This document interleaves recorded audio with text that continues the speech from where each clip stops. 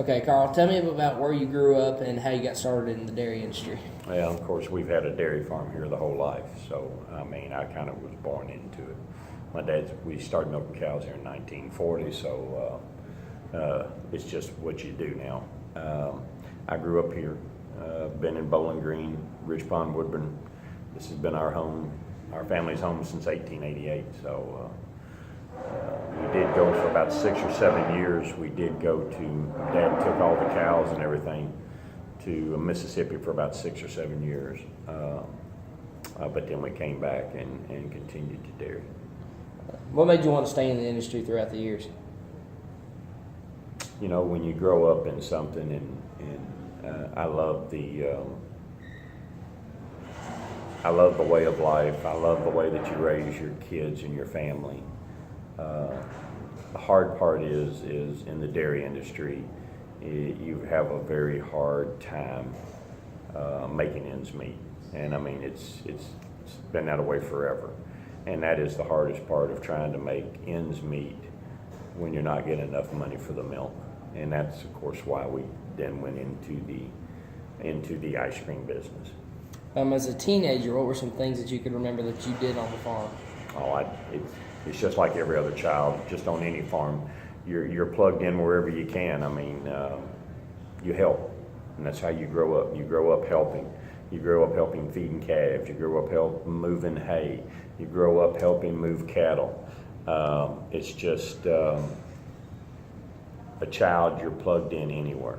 And I think it's cool, and that's part of what I like about the farm is kids, they start to feel like that they are a responsible part of the work getting done. And I think that's important. I think the kids today, that's probably part of the problem is they don't have responsibilities. And when you grow up and it's your responsibility to feed those calves, if you don't feed them, they don't get fed. And that's not going to be stood for. So you have to take care of your responsibilities. How did you and Deborah meet, and what kind of things were different? Well, Deborah and I actually dated Deborah's sister for a while. Her sister was the same age that I was. And so we actually went to school together, and then when we went to Mississippi and then we came back, I met Deborah, and she and I started dating and wound up getting married. Did you ever go to college? Went to Western. I went to Southwest Mississippi Junior College first when we lived in Mississippi, and then I went to Western. I think I was right at a junior in hours, and we got so busy here on the farm. I just was never able to finish, which was a disappointment for me. But I kind of went back as a non-traditional student, which was really good, and enjoyed it. Tell me a little bit more about how the dairy barn got formed. In 2001, we had an internet sale, and we sold about half of the herd. And at that time, we started trying to figure out, okay, now where's money coming from? And so Deborah and I, we researched and went to Massachusetts, went to Ohio, went to Alabama, to see, and North Carolina, to kind of get an idea of what other people were doing. We wanted to process milk. That was our dream. And once we went and we saw all these other places, we thought that ice cream would be the best way to get into value-added side of the business. Agritourism would be the way that we would probably be the best way for us to begin. What lessons did you learn on the farm that helped mold you into the businessman you are today? On our farm? Mm-hmm. Or wherever? Yeah, I mean, it's hard work.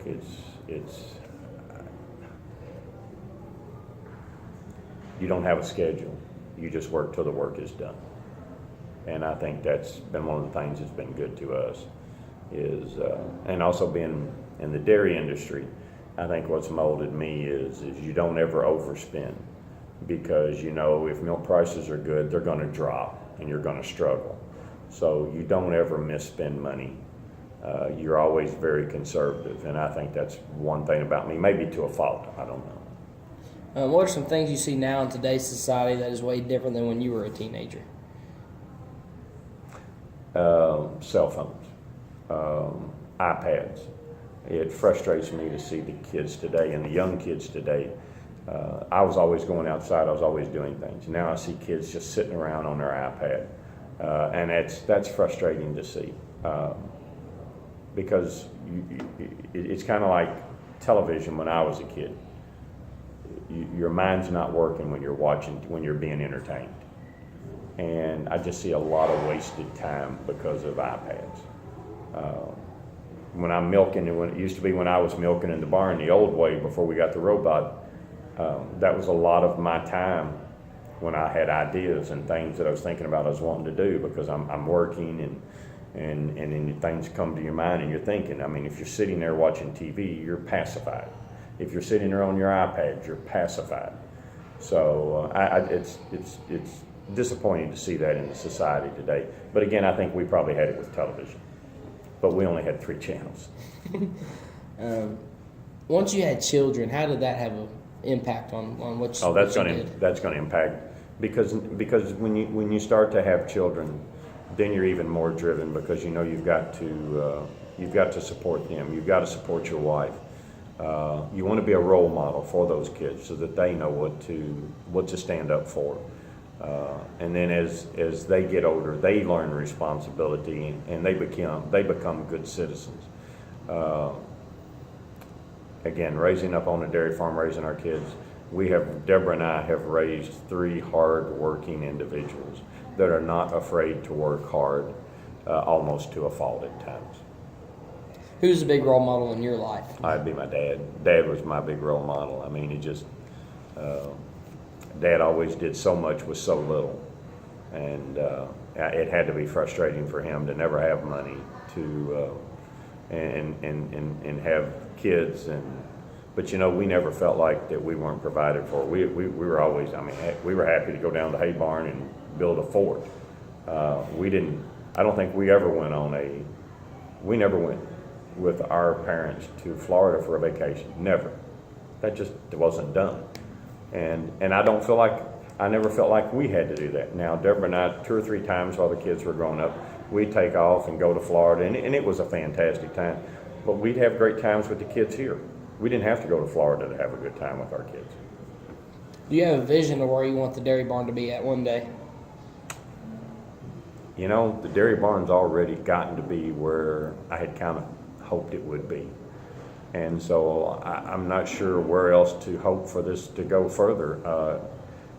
I suppose we can continue to enlarge here. We've put in the new robot down at the farm, which has been fantastic. And I can see us hopefully starting to process milk. Excuse me, and get more sleep. Also, hopefully put in a processing facility down at the farm where we'll then be able to use our milk in our ice cream, and will really differentiate us from any other ice cream business in the state. Thank you, Carl. That's it? Yep, that's it. That's it?